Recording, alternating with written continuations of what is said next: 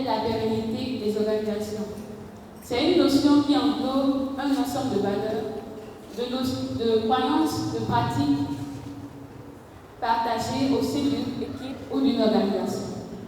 Une culture de travail positive peut favoriser la collaboration, l'innovation et le développement professionnel des individus, tout en contribuant à l'atteinte des objectifs communs.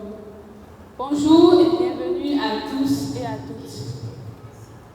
Nous sommes ravis de vous accueillir aujourd'hui pour cette séance d'échange passionnante sur le thème de la culture du travail, présentation et partage d'expérience.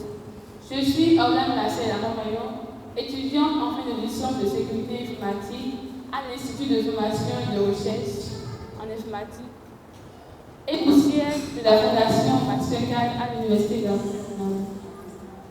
Modératrice pour cet événement, c'est un honneur pour moi d'animer cette discussion en compagnie de notre cher invité spécial, M. Bruno Anani, gestionnaire et spécialiste en sciences de données et de l'information. Au cours de cette session, nous explorerons en profondeur comment M. Bruno Anani a réussi à instaurer et à entretenir une culture de travail stimulante et à entretenir une culture de travail stimulante dans le domaine de la gestion de projets et de la science des données et de l'information. Nous aurons l'opportunité d'apprendre de ses expériences concrètes, des défis qu'il a relevés, des stratégies qu'il a mises en place, ainsi que des bénéfices qu'il a su observer au sein de son équipe. Je vous prie d'accueillir notre cher invité par vos ovations.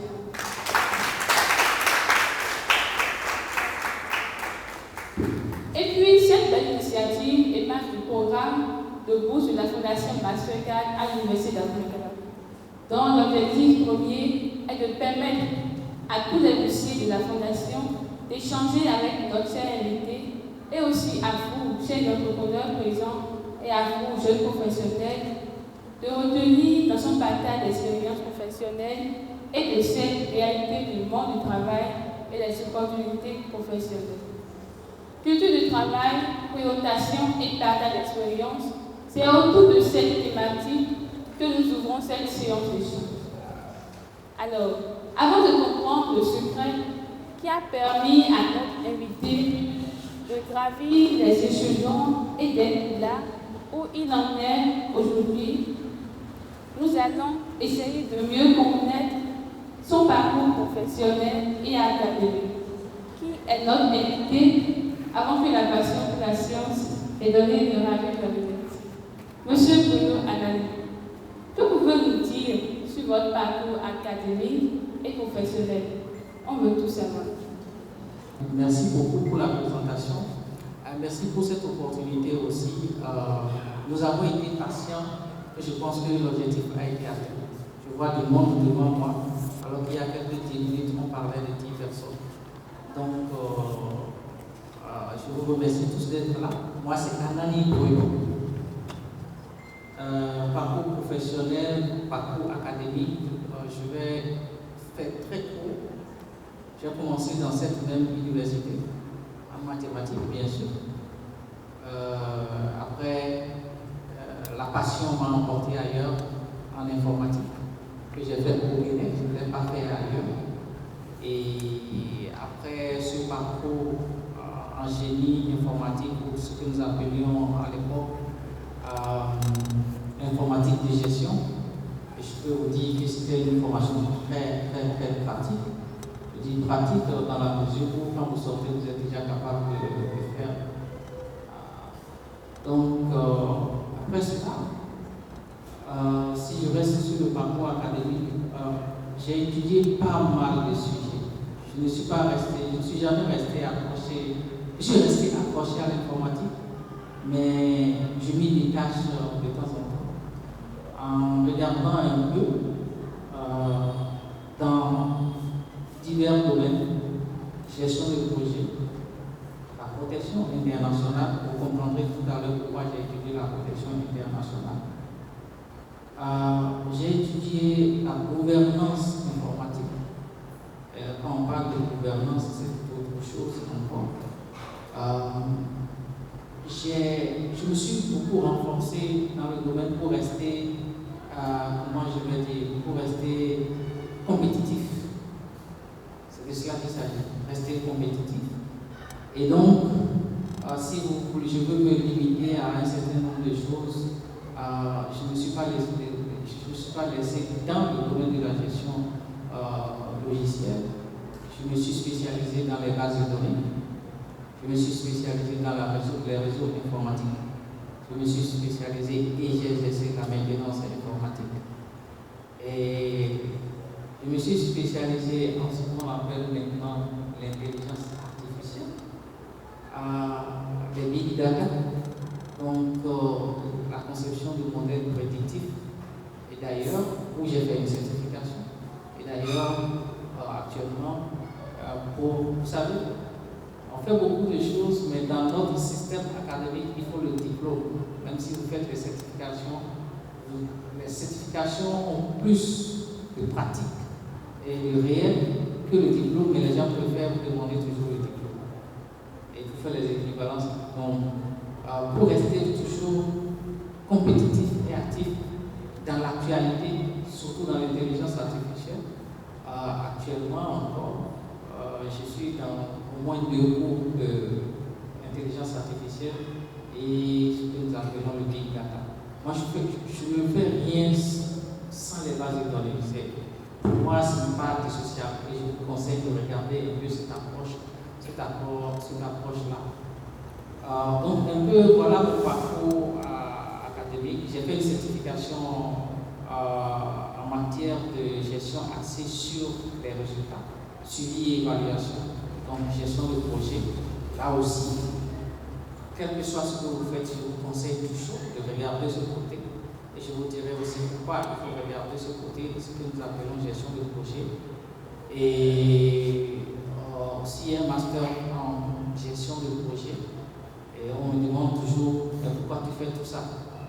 Je dis, bon, je sens la nécessité de le faire. Et c'est nécessaire de le faire pour moi.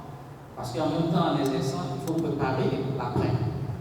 Donc, voilà ce que j'ai fait comme parcours académique. Et il y a beaucoup d'autres formations, mais qui sont liées à ma profession, complètement à ma profession, qui vont amener vers les questions de statistiques, les questions de gestion de population, que j'ai eu à étudier aussi. Donc, je vais m'arrêter là en ce qui concerne le parcours académique. Mais dans la vie, j'ai commencé très tôt à travailler. Je dis très tôt parce que nous tous d'ailleurs, on a été répétiteurs de maison pour les gens. Moi aussi j'ai fait ça. Pas trop, mais je l'ai fait.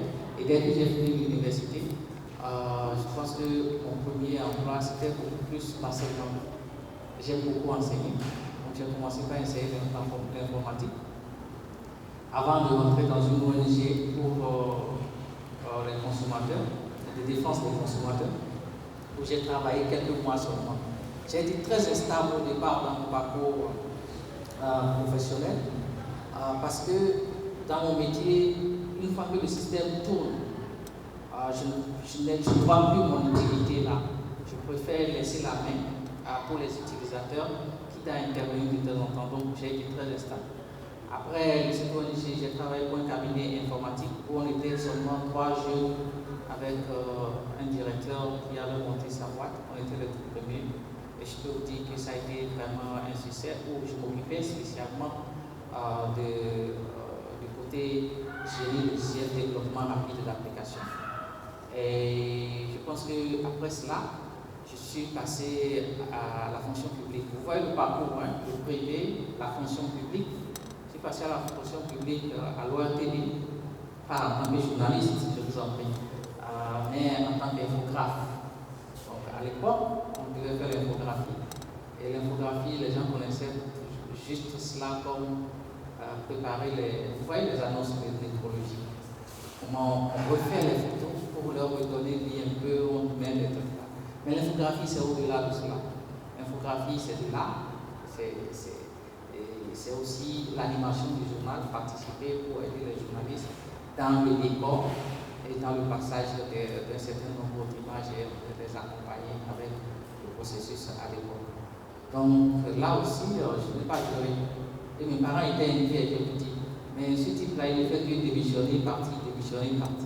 Donc là aussi, j'ai démissionné de la fonction publique, ce qui était étonnant pour les parents, parce que la fonction publique, c'est ce qui garantit la retraite, évidemment, la compréhension. Donc mes parents étaient vraiment inquiets, mais moi, ils disent, bon, comme tu sais ce que tu fais, j'ai démissionné, j'ai commencé dans le privé, où j'ai travaillé beaucoup en tant qu'informaticien, administration, finance, tout pour une société privée qui était très réputée dans les questions de véhicules d'occasion.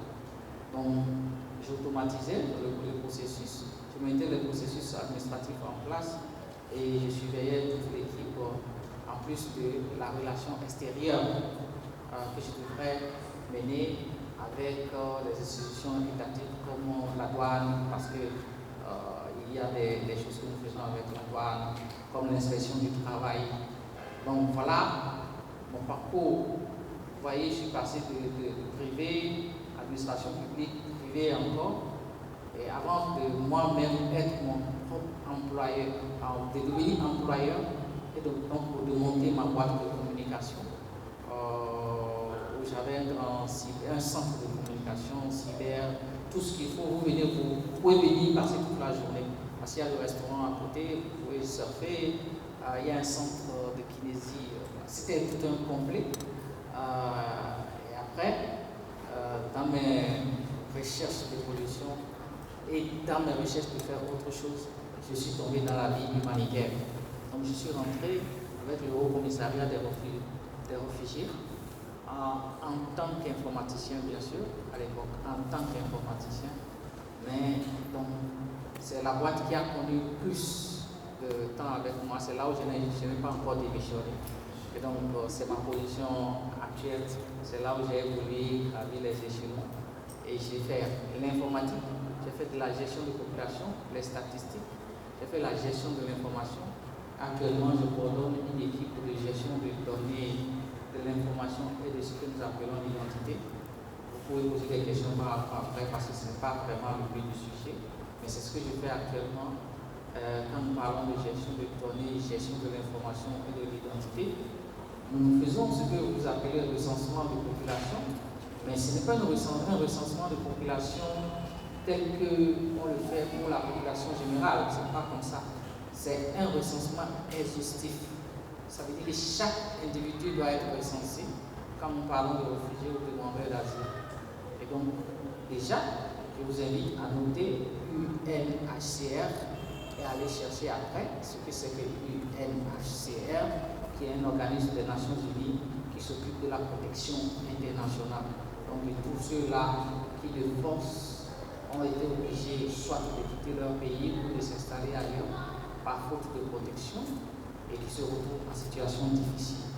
C'est ça ce que nous faisons. Et donc, même s'il y a 1 million de personnes qui se déplacent, nous devons enregistrer, de recenser chaque individu. Il n'y a pas un seul que vous allez laisser. Ce n'est pas une estimation de population, ce n'est pas un recensement tel que l'État le fait, mais c'est individu. Ce n'est pas seulement son identité, ce n'est pas seulement sa biographie, mais c'est aussi tout ce qui concerne sa vie, pour permettre réellement de connaître ses besoins et de l'assister. Donc vous imaginez, ce n'est pas une chose aisée, parfois dans des endroits très reculés où même les conditions ne permettent pas. Donc voilà un peu mon parcours professionnel. Donc actuellement, je suis coordonnateur d'une équipe d'analyse des données. Donc nous faisons beaucoup de collecte de données, beaucoup d'analyse de données, beaucoup de gestion de l'information, c'est-à-dire la production d'éléments décisifs qui permettent aux responsables de prendre les décisions ou des tableaux de bord pour suivre certains indicateurs. Et aussi, nous analysons les données pour sortir ce qui est à l'intérieur de ces données-là pour permettre la prise de décision, non seulement la prise de décision, mais plus encore pour pouvoir faire le plaidoyer auprès des bailleurs, pour pouvoir obtenir des ressources d'accompagnement pour ces personnes, tout en ayant en idée que tous ces éléments doivent constituer pour nous ce que nous appelons des évidences pour la gestion du projet, parce que tout cela se fait à travers la gestion du projet. Et vous comprenez pourquoi alors j'ai dû faire la gestion du projet. C'est pour être complet dans mon analyse. Voilà, merci, voilà tout ce que je peux dire par rapport à moi-même. Je vous prie de rassurer, s'il vous plaît, monsieur. Vous êtes vraiment au complet, vous êtes vraiment au complet. Merci. Avant de nous plonger dans le vif du sujet, dites-nous, vous êtes coordinateur de l'unité de gestion de données de l'information, de l'identité de l'analyse à UNHCR à Ouagadougou. Pourquoi avoir choisi de travailler dans le domaine de la gestion de projets, de la science des données, de l'information? Merci. L'informatique, c'est un choix et je ne m'en demande jamais. C'est ça. La gestion de projet, comme je l'ai dit tout à l'heure, en fait, quand vous prenez les projets, vous prenez toute la vie est un projet. Toute votre vie, si vous gérez comme ça, bon, quand je dis vous gérez comme ça, on ne peut pas être rigoureux avec tous les outils qu'il faut, mais vous percevez toute votre vie comme un projet. Ça veut dire quoi? Ça veut dire qu'à des moments donnés, vous dites je vais faire ça, et vous définissez des objectifs. Et ces objectifs-là, vous regardez les moyens que vous avez, comment est-ce que vous allez les mettre en œuvre. Et lors de cette exécution, vous regardez quels sont à l'intérieur ce qui vous manque pour l'atteinte des objectifs. Donc vous mesurez, vous évaluez, vous corrigez, vous évoluez. Vos études, c'est un projet, ou bien. Donc il faut gérer. Donc dans cette approche-là, il est nécessaire d'avoir des rudiments sur la gestion du projet. Mais j'étais allé loin dans la gestion du projet simplement parce que j'imaginais qu'en tant que data scientist, en tant que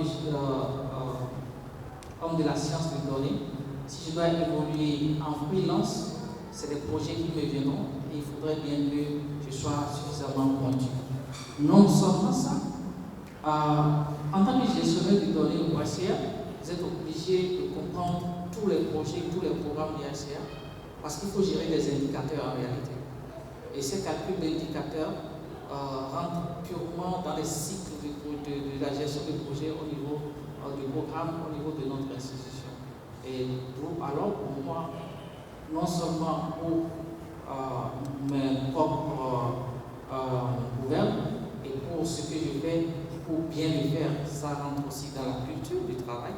Bien le faire, j'ai dû faire par moi-même, pas par mon institution, parce que c'est l'autre chose de la. Il ne faut pas attendre de vos employeurs tout. Il faut amener vos compétences ailleurs et les mettre au service de votre employeur, même si votre employeur aussi a le devoir de vous offrir ces compétences et ces outils-là.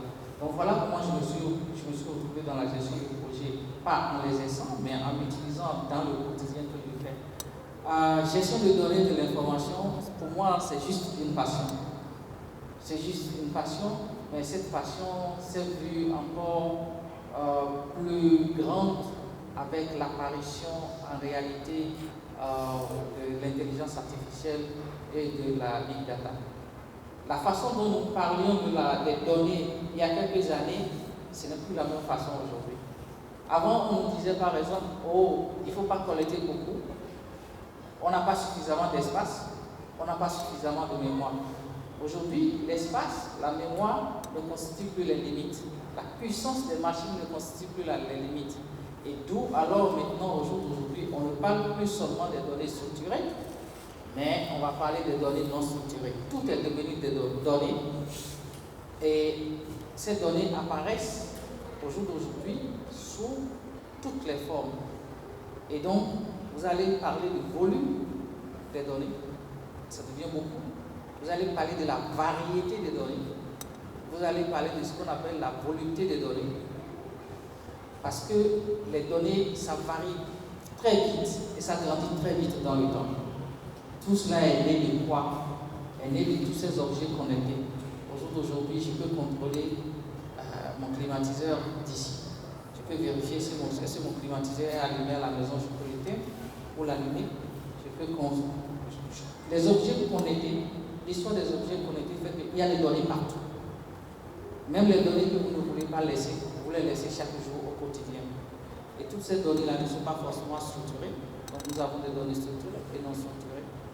Et tout cela, si vous les prenez telles, ça ne peut pas marcher.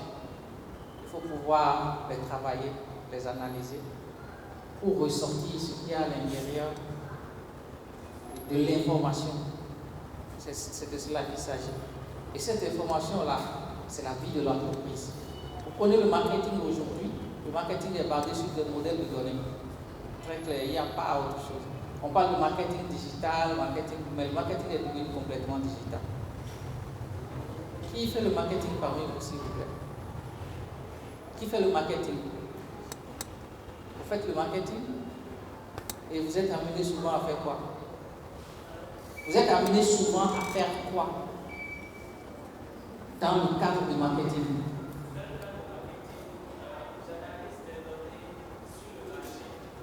Vous allez collecter des données sur le marché, analyser pour pouvoir peut-être, si c'est un produit, analyser le comportement des gens. Ce n'est que des données, vous n'inventez pas. Même ceux qui sont en fin de cycle ou ceux qui ont déjà fait le stage, vous avez dû collecter des données, analyser. Même si les volumes ne sont pas atteints. Donc, au fait, dans ce que moi je fais au jour d'aujourd'hui, c'est d'abord une passion, mais dans mon organisation, c'est tout le cycle de programmation de nos interventions, c'est basé sur des évidences, et ces évidences, c'est les données.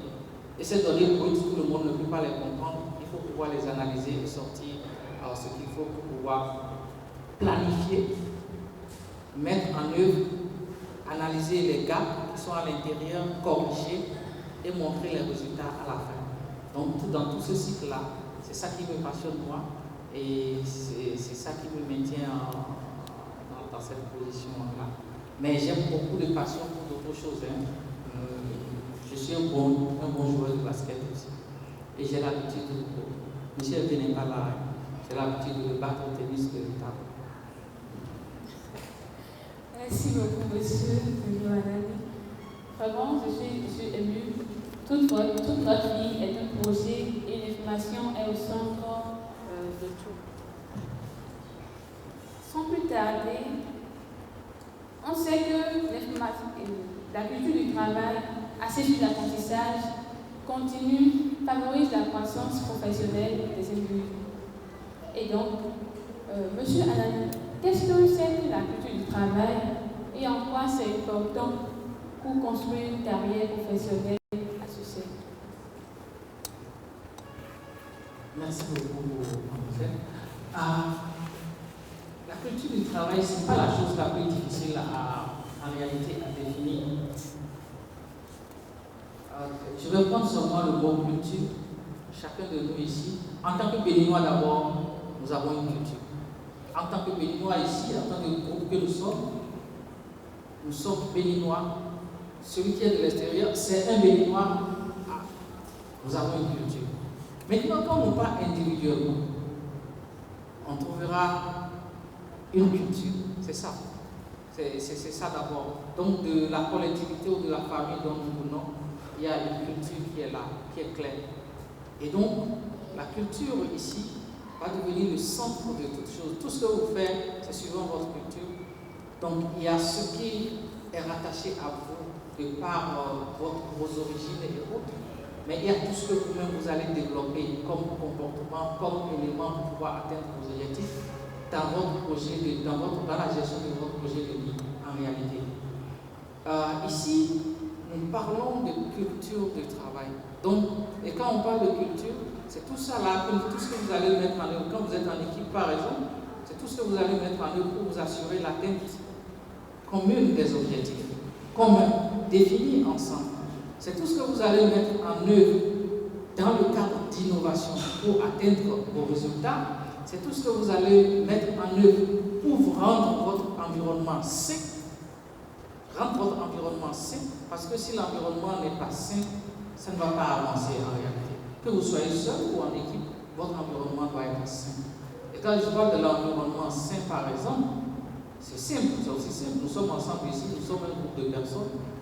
Et souvent, ce que l'on voit dans la vie humaine, il y a ce que nous appelons le gossip. C'est-à-dire qu'on est toujours, deux personnes se réunissent pour parler, ah, l'autre a fait ceci, l'autre a fait ceci. Si vous amenez ça en milieu de travail, très vite, ça part. Et quand ça part comme ça, vos querelles personnelles et individuelles vont tout de suite agir sur le travail. D'où alors, il y a ce côté-là aussi qu'il faut éviter. Donc l'environnement, et maintenant il y a quelque chose qui est essentiel et fondamental, le comportement. C'est la chose la plus difficile qu'on retrouve partout, le comportement. Comment est-ce que nous nous comportons par rapport à tout ce que nous faisons? Comment est-ce que nous nous comportons par rapport à ceux qui sont à côté de nous? Comment est-ce que nous nous comportons par rapport à tous ceux qui sont autour de nous? Comment est-ce que nous nous comportons dans le travail? La culture du travail ne peut pas se définir sans le bien-être. Vous devez tenir compte de votre bien-être. Un environnement, un travail dans lequel vous vous retrouvez et que vous n'avez pas le bien-être, ça vous affecte tout de suite. Ça affecte le résultat et ça vous affecte tout de suite. Ça affecte votre santé. Et sur ce pied, je vous invite à noter le mot stress et à l'étudier à fond. Que vous soyez étudiant, travailleur, entrepreneur, vous devez connaître c'est quoi le stress. Le stress, c'est cette maladie qui n'a pas de médicament en réalité. Et qui vous a, quand il vous affecte, c'est fini. Que ce soit votre santé, que ce soit sur le plan professionnel et tout, c'est parti. Que ce soit sur votre vie sociale. Pour nous qui sommes mariés, il faut pouvoir dissocier la vie professionnelle de la vie sociale. Il faut avoir une vie sociale et penser aussi à votre famille quand vous êtes en train de travailler. Pendant longtemps, nous là, on a fait comme ça. On a fait ces erreurs-là. Vous ne pouvez plus faire ces erreurs-là. Et c'est ce qui, moi, me motive à tenir de ce genre de discussion en réalité. Nous, on a fait des erreurs que vous ne devez plus commettre en réalité. Il faut dissocier votre vie professionnelle de votre vie sociale. Avoir de vie sociale, dissocier votre vie sociale de ce que vous avez à la maison, même si vous devez vivre le tout ensemble. Il faut savoir s'arrêter à un moment donné pour penser à la famille. Nous, on a fait les erreurs quand moi je programmais, quand je développais mes logiciels, je ne développe pas en plus d'un mois. En une semaine, je dois finir après avoir fait mon étude. Cela suppose que je peux rester une semaine sans dormir. Est-ce qu'aujourd'hui, je peux encore faire ça? Il y a des assistants derrière là-bas. Là. Ce n'est pas possible. Ils doivent aller manger quelque chose. S'ils sont en vacances, ah non, on ne voit pas. Et maintenant, il y a la grande dame derrière aussi qui va dire, mais c'est l'ordinateur qu'on a épousé ou c'est quoi? Donc, vous voyez, c'est un ensemble qu'il faut savoir combiner.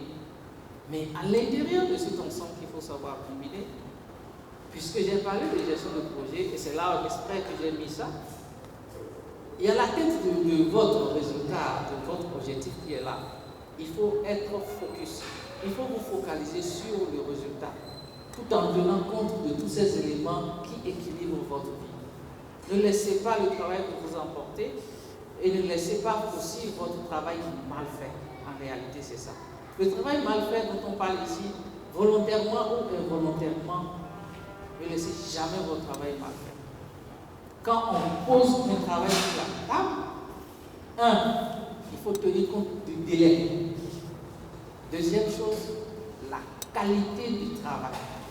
Ne trichez jamais avec le travail. Ah, parce que moi je dois aller jouer au foot là-bas, je bricole rapidement là. Non, mais c'est fait, c'est là. Mais quand votre patron prend le document et lit comme ça, c'est bourré de fautes. Aucune logique. Donc, ne vous débarrassez jamais du travail. Rassurez-vous que le travail que vous avez déposé, on va vous appeler soit pour dire que c'est bon, ou alors pour dire ajouter tel élément et tel élément. L'autre chose que vous ne devez pas perdre de vue, il n'y a aucun manager responsable qui va vous donner du travail sans vous donner les outils nécessaires pour faire le travail. C'est sa responsabilité. Donc, s'il vous donne le travail, il va vous donner des orientations, ou alors il vous connaît suffisamment, il sait que vous connaissez déjà les orientations.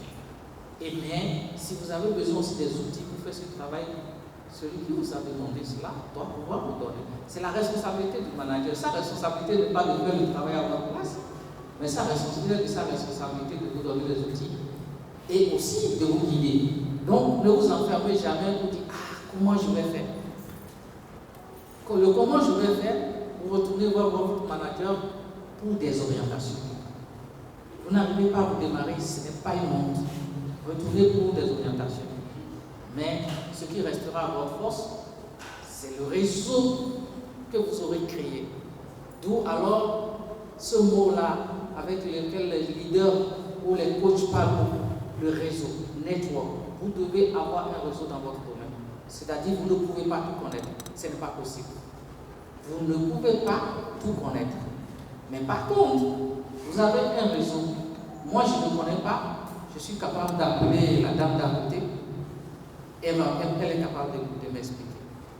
La dernière chose que je voudrais vous dire ici, vous devez être dans un apprentissage continu. Vous ne pouvez jamais dire j'ai fini. Ce n'est pas possible. Vous avez fini de prendre le diplôme, mais c'est maintenant que l'apprentissage a commencé. Sinon, 2 ans, 3 ans après, vous serez out. Vous ne serez plus compétitif. Vous devez vous garder compétitif sur le terrain. Ceci m'amène maintenant à aller sur un sujet qui est l'utilisation des réseaux sociaux. Quand j'achète 1 méga, dans les 1 méga, n'envoyez pas que des messages. Si c'est un paragraphe sur un sujet qui vous permettra demain de faire quelque chose, apprenez. Donc il faut savoir juste, parce que les parents aujourd'hui disent non, les réseaux sociaux, non, les enfants ne doivent pas. Mais il faut plutôt amener chez ces enfants-là la culture, l'utilisation que vous permettez, je ne sais pas si c'est une tautologie, l'utilisation utile de ces réseaux sociaux-là, il faut pouvoir leur permettre de l'avoir. Aujourd'hui, il y a le chat GPT, vous lui demandez n'importe quoi, il va vous donner, c'est l'intelligence artificielle, vous tapez n'importe quoi, même si vous lui donnez votre nom, votre âge, ce que vous allez faire, il va vous écrire votre CV. Mais vous ne pouvez pas copier ce CV-là et envoyer directement. Vous allez l'aménager, vous allez corriger à l'intérieur. Et c'est pour cela que quand les gens disent la machine va remplacer l'homme, moi je dis jamais. Quelle que soit l'évolution de l'intelligence artificielle, elle ne va jamais remplacer l'homme. Pourquoi? Je vais me lever. Pourquoi? Simplement parce que l'intelligence artificielle, sa conception, si vous comprenez, c'est l'homme qui l'a fait. La machine, c'est l'homme qui l'a fait. C'est l'intelligence de l'homme. L'intelligence artificielle est un apprentissage de la machine que l'homme a mis là. Si l'homme lui a dit, monsieur là, quand il passe par ici, il va porter des lunettes. S'il ne pose pas les lunettes, il ne va pas passer. Si vous arrivez là-bas, même si c'est vous, vous n'allez pas passer. Parce que vous n'avez pas les lunettes. C'est ce qu'on a dit à la machine. Mais si c'est un homme qui est là, il saura apprécier pour dire non, c'est la même personne, il a juste enlevé sa lunette. Et c'est ce que je disais dans un aéroport à un monsieur, je dis, mais on arrive, vous fouillez tout, vous faites ceci, vous faites par le scanner et autres. Mais usez un peu de votre intelligence. Je sors de votre avion, on m'a fouillé, je suis rentré avec mes bagages dans votre avion, je sors, je ne vais nulle part, vous me mettez dans un couloir, je dois rentrer dans un autre avion, vous voulez me fouiller encore. C'est vrai, c'est ce que vos règles disent, mais ça n'a pas de sens. Donc là, l'intelligence humaine vient prendre le dessus. Parce que l'intelligence artificielle n'est qu'une transmission de ce que nos neurones font à une machine. Mais ce ne sera jamais aussi parfait que nous le croyons. Mais ça pourra beaucoup nous aider. Donc la culture du travail, je finirai par dire que chercher la qualité, rendre le travail à temps. Ça, c'est important. Sachez d'abord que c'est un comportement que vous devez développer. Et ce comportement-là, ça peut être difficile parce que vous devez tenir compte des facteurs internes et des facteurs externes. Les facteurs internes, c'est des facteurs qui sont liés à vous. C'est maîtrisable. Les facteurs externes, vous ne les maîtrisez pas.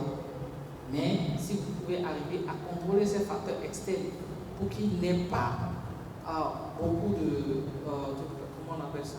Beaucoup d'influence sur l'atteinte de vos objectifs, c'est bon. Donc, tout ce que vous faites, ayez toujours en tête, ça doit être du travail fini, bien fait. Du travail qui est fait dans le temps. Ne rejetez pas à demain, s'il vous plaît, mes amis. Ne rejetez pas à demain. Sauf cas de force majeure, ne rejetez pas à demain. Nous, on l'a fait, ce n'est pas bon. C'est à cela qu'à la pause des examens, on se retrouve acculé. Le rendement n'est pas forcément ce qu'il faut. Donc, s'il vous plaît, ne rejetez pas à demain. Répondez à temps, bien. Et l'autre chose, soyez à l'heure. Non, je ne parle pas par rapport à aujourd'hui. Je parle de façon générale. Soyez toujours à l'heure. Qu'on ne vous reproche jamais votre travail. Nous tous, nous avons notre comportement. Nous sommes uniques et chacun de nous est unique. Nous avons nos forces et nos défauts qui peuvent être appréciés différemment. Mais qu'on ne vous reproche jamais le travail. On peut dire celui-là, il est trop dur.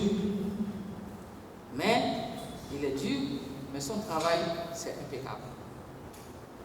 Ça, c'est un. Deuxième chose, si moi je suis quelque part, et parce que je vous connais aujourd'hui, vous avez postulé, si je veux vous prendre, je ne vous prendrai pas parce que je vous connais. Enlevez ça de votre tête. Aucun oncle ne vous prendra parce qu'il vous connaît. Il ne vous rend pas service. Mais il vous prendra parce que vous êtes capable de faire le travail. C'est cela.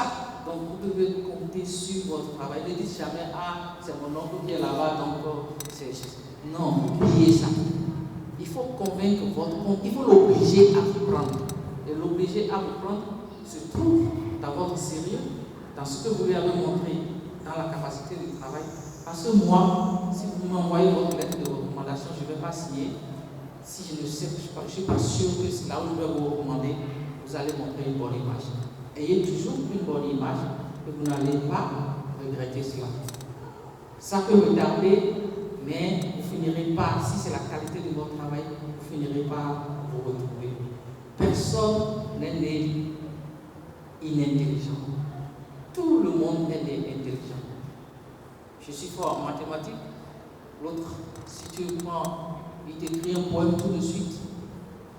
Je suis fort en bon parleur. L'autre, tu le prends, il ne parle pas du tout, mais le résultat est là. C'est cela. Donc, à chaque enfant qui est né, c'est pas qu'il n'est pas intelligent. Il n'est pas bon là, mais il faut maintenant s'évertuer à trouver réellement là où il est bon. Et c'est là donc tout le problème que nous avons en réalité. Même dans le choix de vos filières, c'est ça. Dans le choix de filières, il faut pouvoir détecter réellement là où votre intelligence parle. Et donc, vous connaissez Lolo Andoche. Vous voyez sa réussite.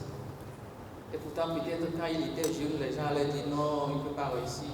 Mais pourtant, il a trouvé son domaine. Donc, chacun, il y a toujours quelque chose. Ne vous enfermez pas sur ce que vous avez appris en réalité, mais regardez là où vous pouvez vous rendre encore plus utile et fort. Voilà. Donc, j'ai pris le cas de l'eau juste pour donner un exemple parce que c'est quelque chose que je connais bien. Et quand on m'était jeune, peut-être les gens allaient dire non. Pourtant, aujourd'hui, c'est un entrepreneur. Un entrepreneur de renom national et international. Et la qualité est là. La qualité est là. Et donc, il en bénéficie. Donc, chacun de nous est fort quelque part, c'est ce que je peux dire. Je peux sortir d'ici, peut-être je deviens le meilleur mécanicien. Pourquoi pas? Pourtant, je n'ai pas appris la mécanique.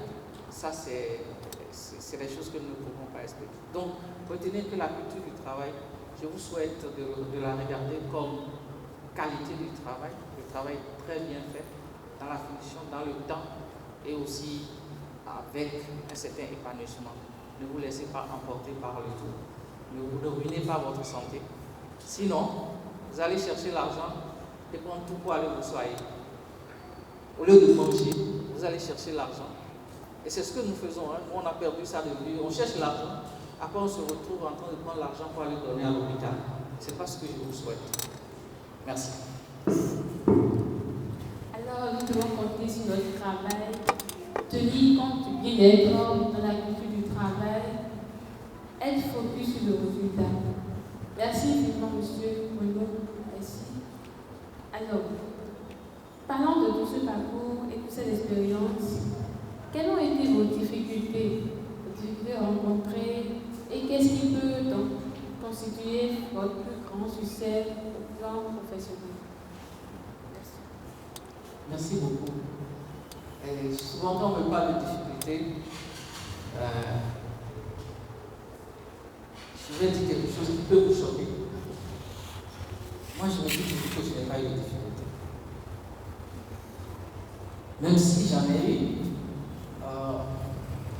Dieu aidant, j'ai trouvé des gens sur mon chemin qui m'ont permis de transformer cette difficulté-là en opportunité.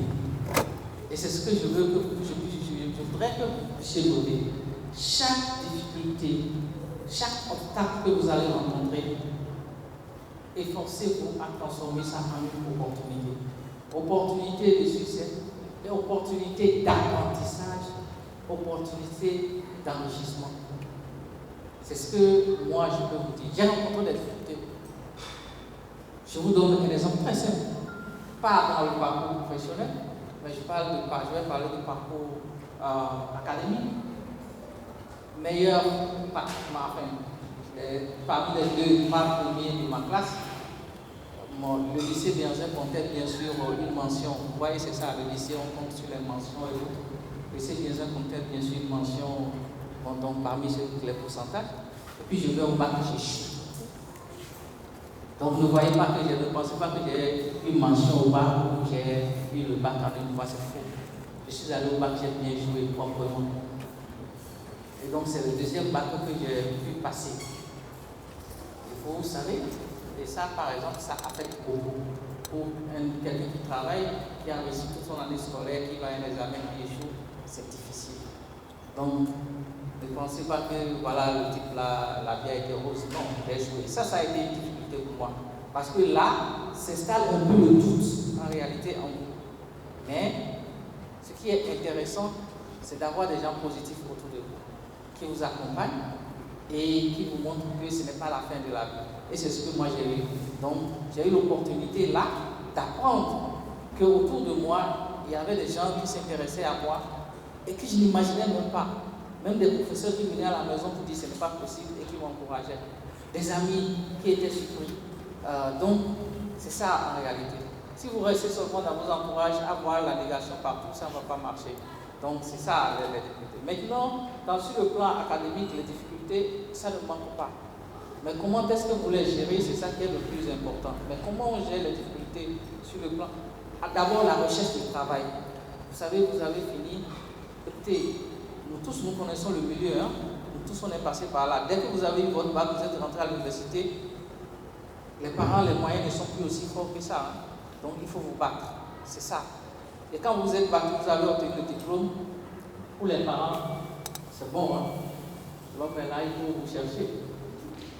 Quand vous pouvez venir à la maison manger, il y a le guerrier à toi à la maison, on ne vous chasse pas. Mais vos besoins font comme ça aussi. Donc, la recherche du travail peut paraître comme une difficulté, mais cela dépend, c'est la chance de tout le monde. Et c'est pour cela que je dis que vous devez saisir toutes les opportunités. Il faut saisir les opportunités. Il ne faut pas vous cloisonner dans votre coin pour dire bon, c'est fini, c'est parce que c'est la malchance, c'est parce que grand-mère a fait quelque chose au village. Grand-mère n'a rien fait. Dieu a tracé un plan pour chacun, mais au-delà du plan que Dieu a tracé, si vous ne grouillez pas, comme disent les Burkinabés, si vous ne bougez pas, vous n'y arriverez pas. Bon, donc les difficultés que moi j'ai eues personnellement, je ne pense pas que ce soit. Je vais dire que j'ai eu beaucoup de chance dans ma vie quand même. Et c'est ce que je vous souhaite tous. Parce que je suis passé, une fois que j'ai commencé par travailler en réalité, je suis passé de travail en travail. Mais dans le milieu même, vous pouvez ne pas vous entendre avec les collègues. Votre approche peut ne pas être ce que les collègues souhaitent voir. Et moi, je suis quelqu'un, je vous ai dit, je jette tout comme projet. Tout ce qu'on met sur ma table, c'est un projet pour moi. Donc, un objet, vous allez voir un tableau, j'écris partout. Tout ce que vous venez me poser une question, c'est un projet pour moi. Et comme j'ai une équipe, il me faut tout noter en réalité. C'est-à-dire, notre domaine est tel que vraiment c'est difficile, il faut tout suivre. Donc, les difficultés que j'ai eues sont beaucoup plus liées, étaient beaucoup plus liées ou sont toujours liées à ma rigueur. Et c'est pour cela que je ne vous conseille pas non plus seulement la rigueur, mais je vous conseille aussi la souplesse. et la diplomatie, en toute chose. Sachez dire non, sachez dire oui. Ne dites pas oui pour plaire à quelqu'un, mais quand vous voulez dire non aussi, trouvez les moyens, la façon de dire le non aussi. Parce que si vous vous contentez juste de dire oui, et que le résultat n'est pas là, c'est votre faute. Mais par contre, à des moments donnés, il faut savoir répondre. Donc, les difficultés que moi j'ai eues, c'est beaucoup plus ça. Je n'ai pas eu de difficultés majeures, mais c'est des difficultés qui peuvent être liées juste à l'exécution de ma tâche, parce que l'autre ne l'a pas fait et je ne peux pas le forcer, par exemple, à le faire. C'est peut-être lié à ma façon de voir comment travailler la rigueur. Et des fois, les gens disent que c'est trop. C'est trop. Oh non, est-ce que. Mais c'est ma façon de voir. Mais j'ai compris qu'il faut allier cela avec la souplesse. Et en plus de la souplesse, il faut allier cela avec la diplomatie. Même si vous n'avez pas étudié la diplomatie, nous sommes tous obligés d'être diplomates. Parce que vous savez, le nom que je vais dire à l'enfant à celle qui est derrière là-bas, je sais comment je vais lui dire non.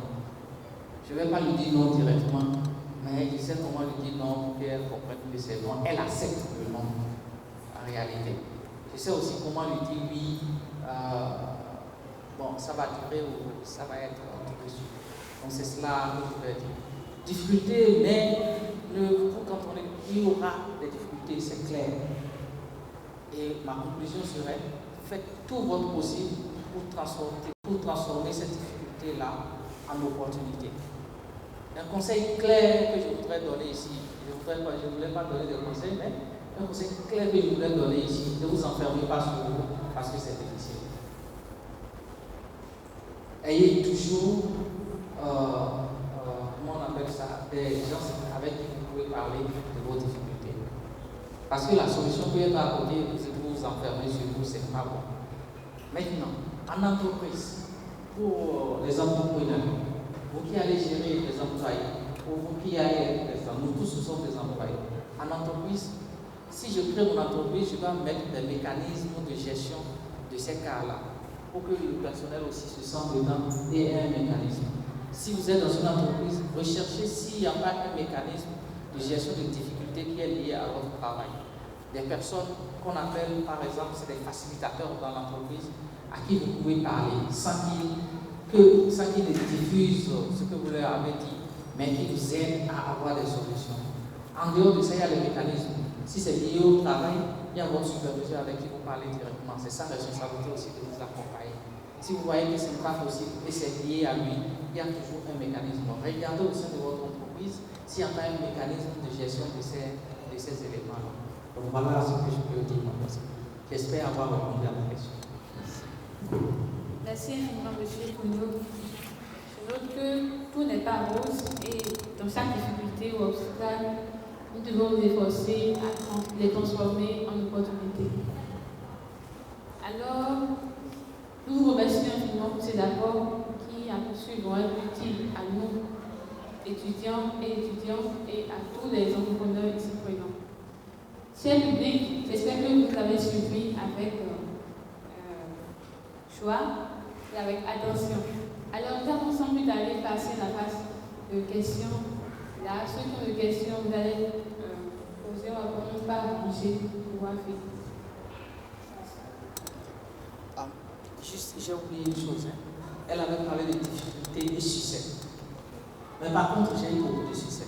Je considère même tout mon parcours comme succès. Même si à un moment donné, mon évolution s'est arrêtée pendant au moins 50-10 ans. Mais je considère toujours comme succès. Pourquoi? Parce que vraiment, c'est de la chance. Et donc, les situations se développent. Mais mon plus grand succès, c'est que j'ai prédit beaucoup de choses dans mon entreprise, enfin, dans mon domaine en réalité. Quand je dis prédit, c'est quoi? Par exemple, déjà en 2015, je disais à mes collègues, d'ici 5 ans, 4 ans, ce que nous sommes en train de faire là, nous serons tous dépassés. On va avoir des outils d'intelligence artificielle, ceci, préparez-vous, par exemple. Les gens ne m'ont pas cru, on y est. Même pas plus tard que l'année passée, il y a un outil de gestion de projet qui est sorti, je leur ai dit attention, allons-y déjà vers cet outil. Sinon, on nous imposera ça. Mais si on anticipe, on sera vraiment comme des gagnants. Et il y en a qui disent non, on ne veut pas ça. Mais ceux qui sont dans mon équipe directe, je leur ai imposé ça. Et aujourd'hui, ils sont très contents parce que dans tous les grands forums aujourd'hui, c'est de ça qu'on parle. Ils ont un pas d'avance sur tout le monde.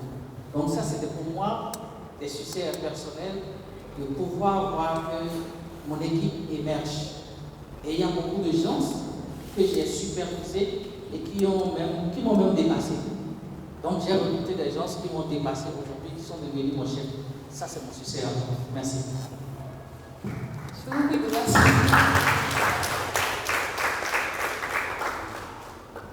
Alors, si vous avez une question de questions. Je retiens que vous êtes spécialiste dans la science des données et de l'information. J'aimerais savoir, pour un jeune diplômé en informatique qui souhaiterait se lancer dans l'entrepreneuriat numérique, quels sont les conseils et orientations que vous avez aussi donner? Dans votre domaine, il faut regarder tous les langages de 4e génération, 5e génération. Ne vous accrochez pas seulement à ce qu'on vous donne en amphi ou en classe. Les langages de programmation, je vais dire. Ça, c'est un. La deuxième chose, c'est que tous ceux qui font génie logiciel ont tendance à laisser la base de données de côté. Je vous conseille vivement de vous attacher à la connaissance des bases de données, surtout les bases de données relationnelles. Parce qu'en réalité, la force que vous aurez par rapport aux autres, c'est de comprendre la base de données parce que votre structure de programme doit attaquer les données et ces données doivent être organisées et structurées. Si vous maîtrisez les bases de données, vous allez voir que votre programmation sera c'est-à-dire vous irez plus vite et ça aura plus de force, surtout quand vous voulez faire des programmes de gestion. Parce que c'est la difficulté que bon nombre de programmeurs ont, dépendant du domaine que vous voulez embrasser. Alors, à tous ceux qui sont dans la salle, qui ont embrassé par exemple génie civil, génie logiciel et autres, l'intelligence artificielle ne va pas vous lâcher en réalité. Et donc, en faisant du développement, vous allez être dans le développement d'applications de gestion pure, mais vous allez être aussi dans le développement de modèles de prédiction, la prédiction. Vous allez être dans l'analyse des données. Ce dont les gens ont besoin, si la Banque mondiale vous prend aujourd'hui parce que vous allez faire l'informatique, ils vont beaucoup vous utiliser pour l'analyse des données. Et quand on parle de l'analyse des données, on parle de la collecte de données. Quand vous collectez, vous devez faire quoi? Vous devez pouvoir rendre ça propre, utilisable, organisé, stocké, avant même de commencer votre analyse, pour pouvoir sortir de l'information à l'intérieur de ces choses-là. Et l'analyse, quand vous allez aborder l'analyse, vous allez la voir en entreprise aujourd'hui sur pas de 5 formes. Il y a la descriptive qui vous permet de collecter les données là et de comprendre les données. Mais après vous avoir fait ça, il y a diagnostic, puisque vous avez collecté des données. Que disent les données dans leur analyse? Ça, c'est ça, vous savez. Donc si on vous dit de poser diagnostic, vous allez poser diagnostic. Après avoir posé diagnostic, il y a prédictive. Les données sont là. Quand je les analyse sur un certain temps, qu'est-ce que je prévois pour demain? Qu'est-ce qui peut se passer pour demain? Et les gens du marketing, c'est dans ces choses-là qu'ils sont. Ça, c'est la prédictive. Mais il y a la prescriptive aussi. Pendant que nous, avec toutes ces données-là, si on changeait quelque chose là, en même temps, qu'est-ce que ça nous donne? Donc, c'est des recommandations à faire pour pouvoir améliorer ce que l'entreprise fait. Et il y a tout ce que nous allons appeler maintenant l'adaptative. C'est-à-dire que comment est-ce que nous utilisons ces données pour adapter l'entreprise à l'environnement et un certain nombre de choses.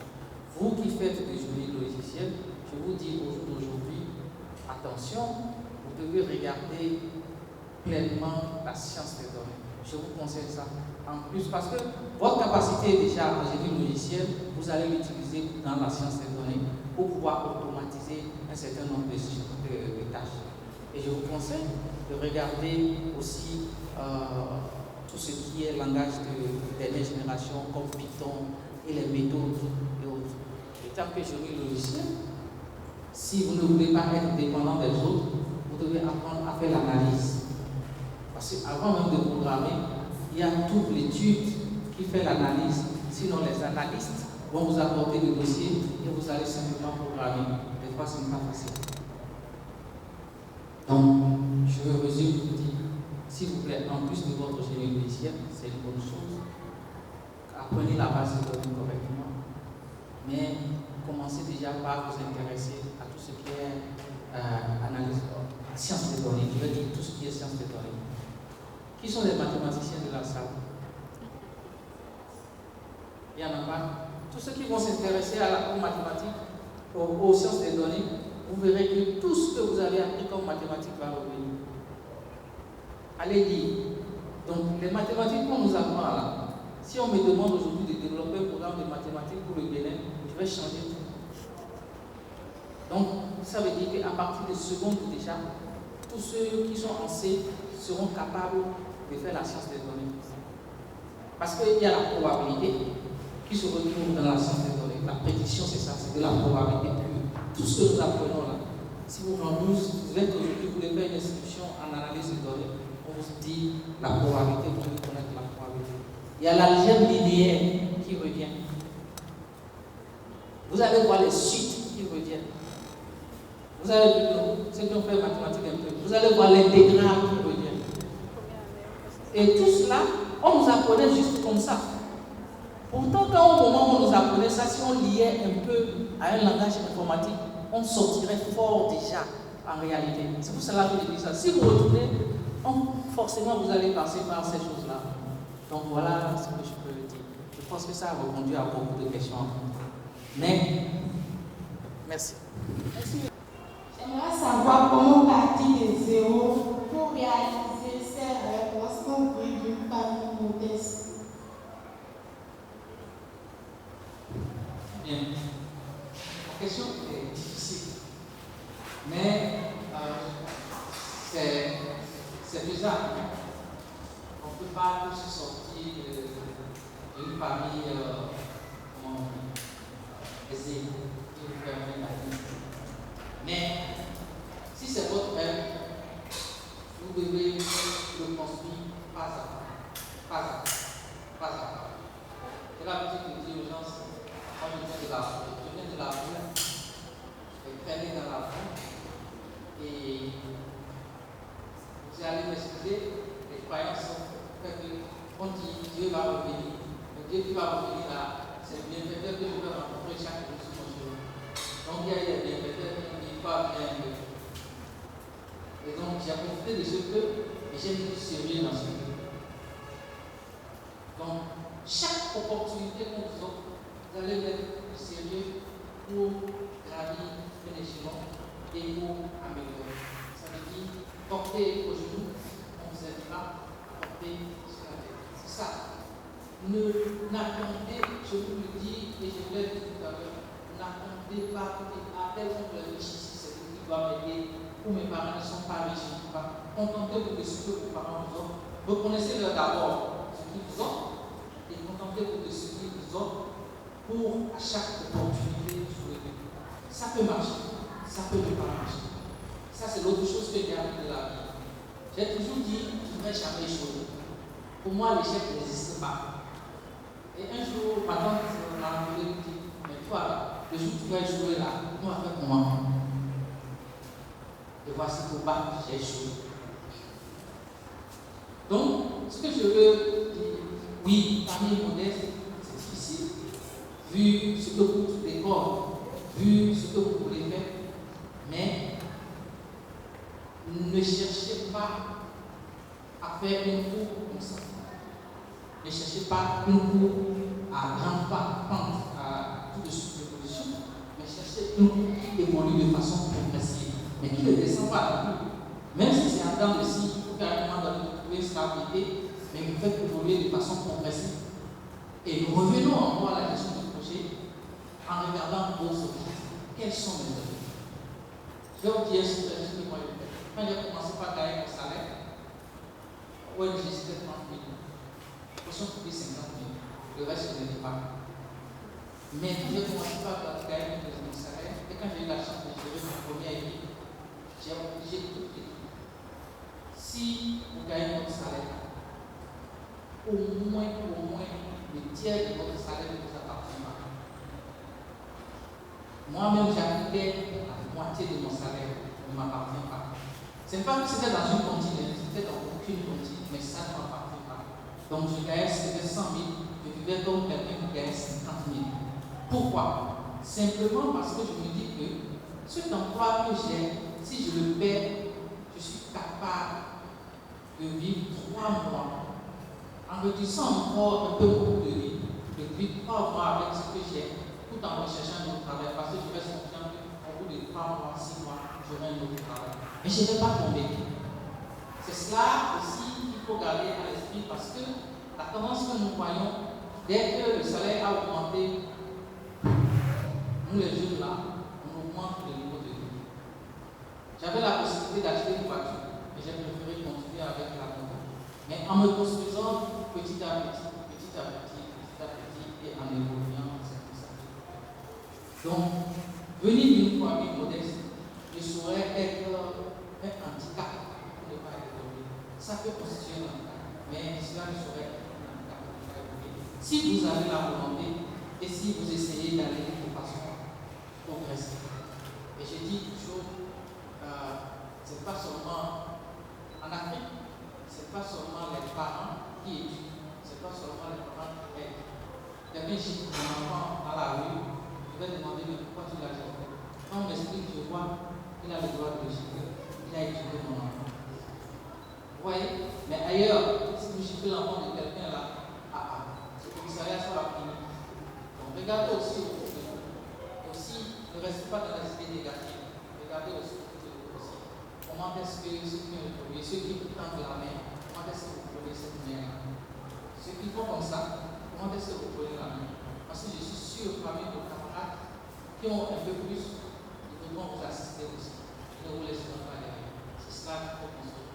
Et déjà, mettez-vous tous là dans la tête que si vous êtes ensemble, faites des choses ensemble. Ne soyez pas ensemble pour être ensemble. Si vous êtes ensemble, faites des choses ensemble. Ne pouvons pas être ensemble. Elle a envie de dormir à jeun. Moi, si on est en train de manger le gâteau, ça ne marche pas. La vie communautaire va disparaître, même si c'est la tendance que nous voyons. La vie communautaire reste. Je suis un exemple typique de ça. J'ai l'habitude de dire, mon résultat est l'accomplissement de chaque galerie, chaque poisson fumé, chaque temps de la ville de visiter le don chaque fois. Et que je regroupe pour le retrouver dans ma famille. Mais j'ai eu plus de succès que ça, j'ai eu plus de chance que ça. Ma vie est toute une chance. Je vous remercie Dieu. Donc, c'est ce que je peux vous répondre. Après ça, vous avez parlé de stress.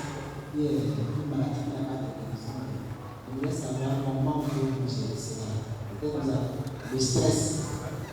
Vous aussi, vous avez utilisé des mesures de sécurité. Vous parlez aussi de votre équipe.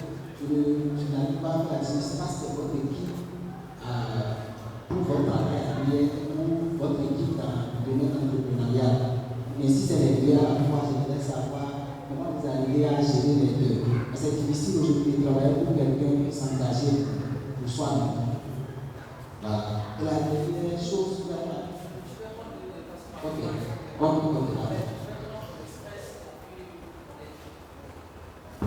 D'abord, retenez que ce que je suis en train de faire ne rentre pas du tout dans mon activité en tant que personnel du HCR.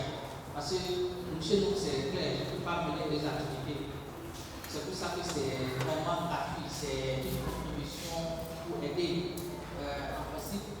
Et d'ailleurs, pour le faire, je voudrais obtenir l'autorisation de mes chefs qui leur disent je fais telle activité, mais je suis dans le congé, même si je suis en congé. Et donc,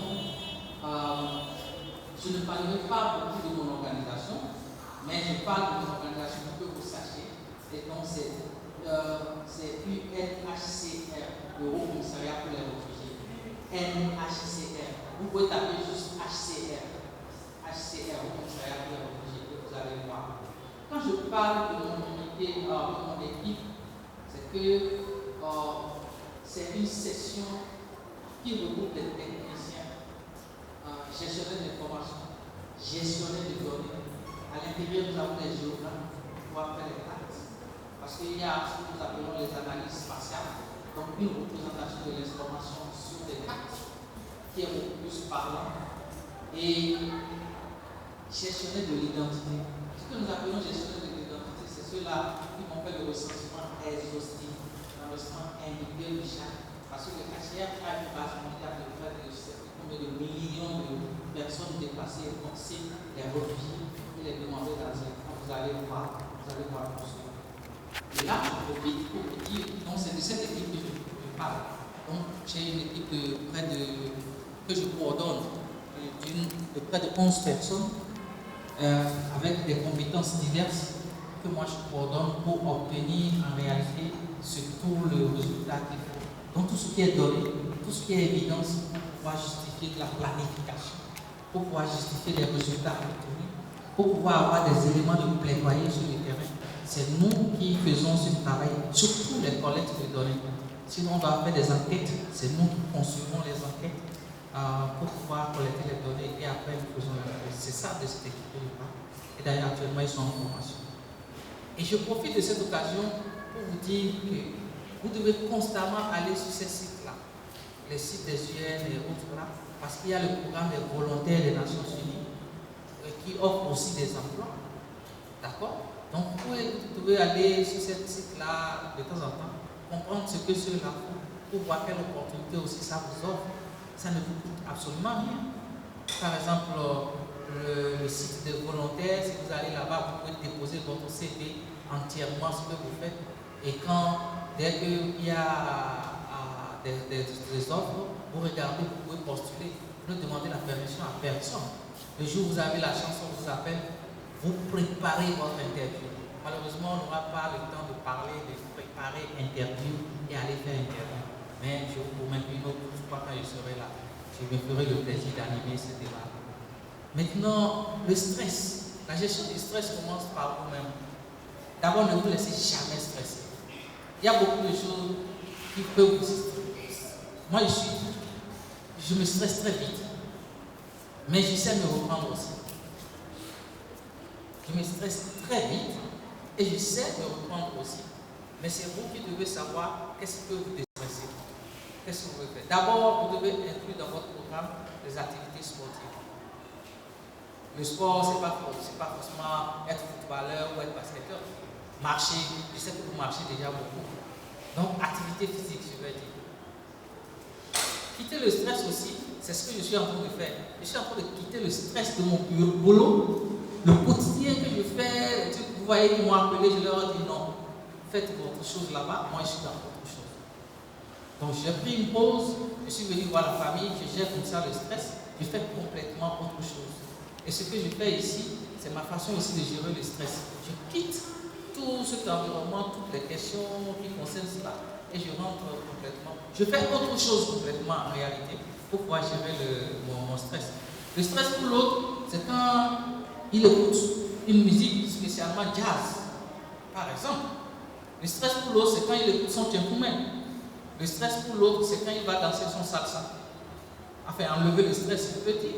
Ou le stress pour l'autre, c'est quand il se retrouve avec les amis en train de bavarder un peu, aller s'asseoir quelque part et autres. Et c'est dans tout cela que nous mettons. La vie sociale, il faut savoir gérer la vie sociale aussi. Pour ne pas tout le temps stresser. Si vous vous sentez stressé, s'il vous plaît, lâchez tout. Parce que le stress peut vous conduire de l'autre côté complètement. Et malgré toutes vos connaissances, vous faites échouer. Parce que je pense que c'est le stress qui m'avait fait échouer au bac. J'ai fait trop de nuits blanches. Je voulais être sûr, mais à un moment donné, je n'ai pas su m'arrêter et tout est devenu un peu mélangé. Peut-être, je ne sais pas. Donc, la gestion du stress, c'est les activités, c'est un certain nombre, même la respiration, aller nager, faire d'autres choses. Et je ne sais pas si j'ai ça sur mon téléphone, je peux vous transférer un papier d'un médecin qui parle de comment gérer le stress que vous allez appeler. Mes mots de fin, c'est remerciement à vous d'être venus massivement. À un moment donné, on n'y croyait plus, mais moi j'y croyais. Applaudissez pour vous-même.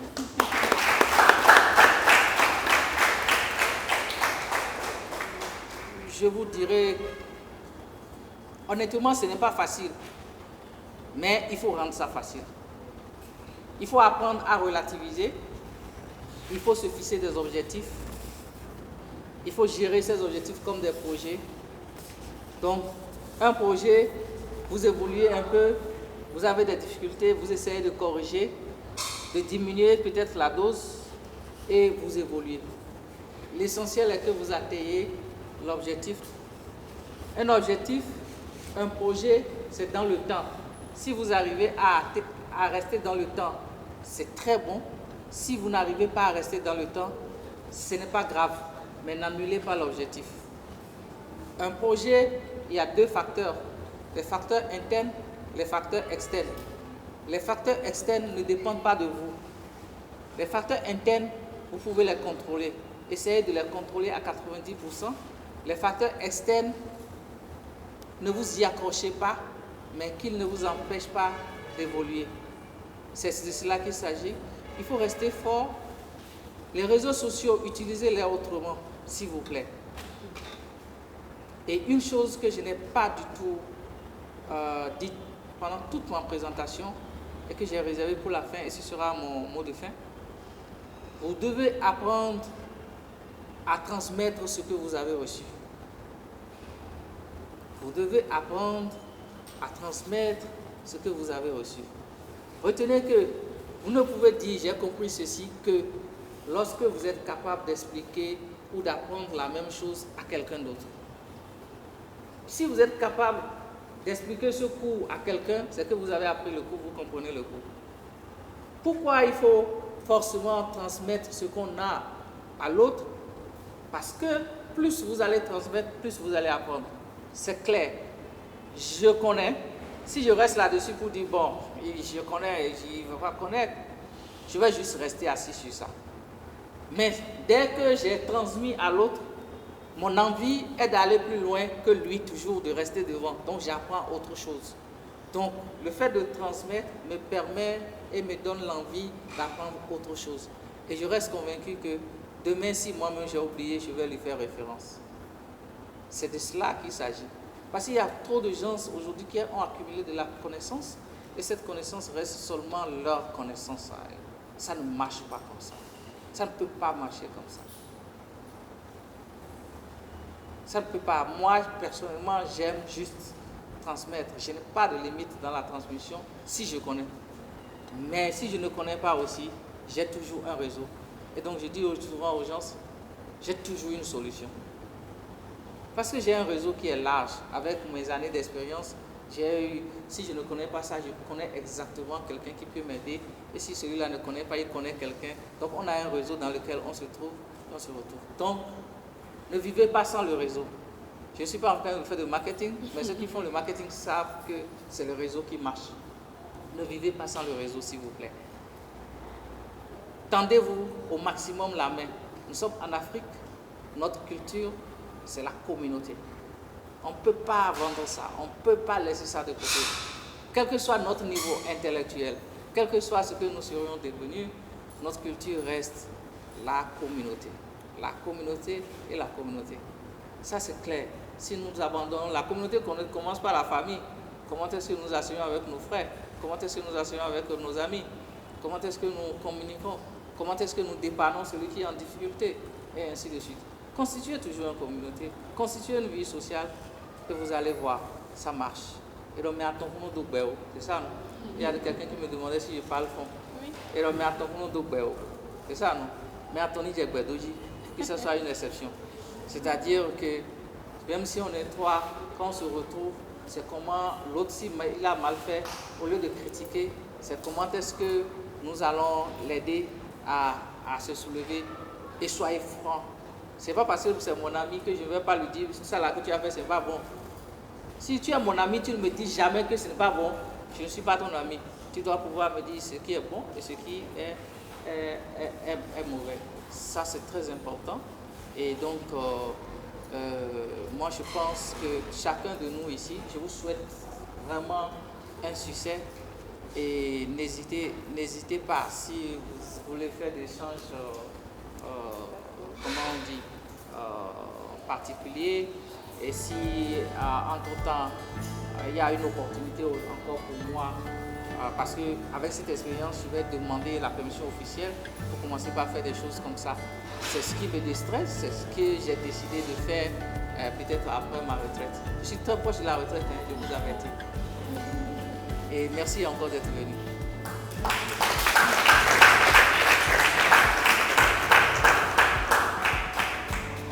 Alors, au thème de cette enrichissante rencontre avec M. Bruno Anani, nous avons pu explorer la valeur essentielle d'une culture de travail positive, favorisant la collaboration, l'innovation et l'épanouissement des individus au sein du domaine de la science de données et de l'information. Les conseils partagés par notre cher invité nous rappellent l'importance de l'apprentissage continu, la gestion du stress, la gestion du travail dans le plus court délai, de la transparence et de l'intégrité pour exceller dans ce domaine en évolution constante. Nous vous remercions, cher public, tous ceux qui ont laissé le travail sont venus, et merci également au programme de bourse de la Fondation Mastercard qui ne cesse de nous préparer vers le monde professionnel afin d'aider nous, jeunes générations, à nous affirmer et à nous épanouir dans n'importe quel domaine où nous travaillons. Merci encore, merci à tous.